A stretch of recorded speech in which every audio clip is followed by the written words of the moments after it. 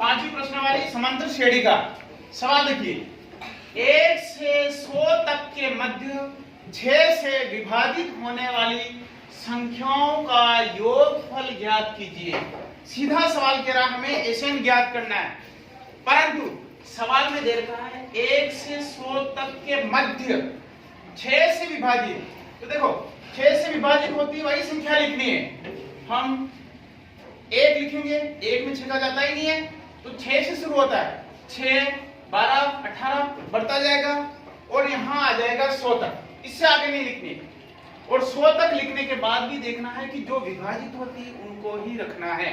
देखो 100 में 6 का जाता ही नहीं है, 99 में भी नहीं जाता है, 98 में भी नहीं जाता है और 97 में भी नहीं जाता है। 96 में 6 का पूरा पूरा भाग चला जाता है, यानी हमें लास्ट वाली कौन सी रखनी है?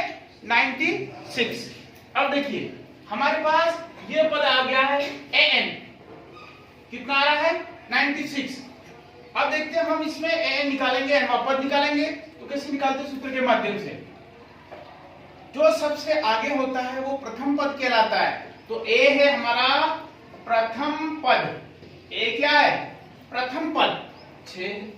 d हमारा है सार्व अंतर, और सार्व अंतर होता है दूसरे में से पहला घटा देते हैं, यानी 12 में से 6 घटाए तो कितना आया?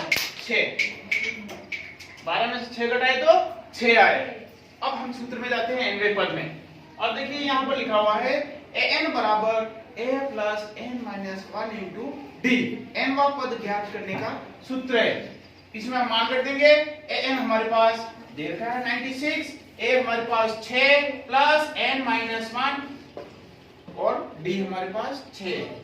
इसका गुणा कर दिया इससे और हमने बाई टीपी किया और 6n बराबर 96 आया। इसको नीचे ले गए तो कितना आया? 16, यानी n हमारा 16 आया।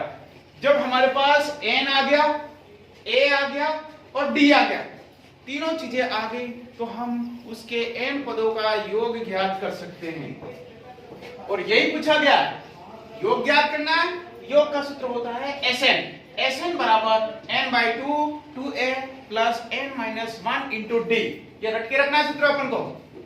सूत्र में मान रखेंगे n हमारा 16 है और n/2 16/2 इंटू 2 इंटू 6, a हमारा 6 है प्लस 16 माइनस 1 और d हमारा 6 है। इसको कैलकुलेशन करेंगे, ये 15 आ गए, गुणा हो गया, पूरा कैलकुलेशन 102 आया और 8 का गुणा कर दिया, कितना आया? 816। यानी इस सवाल में Sn हमारा आया 816, an हमारा आया 96। ये हमें 1 से 100 तक के मध्य 6 से विभाजित होने वाली संख्याओं का योगफल कितना आया? 816।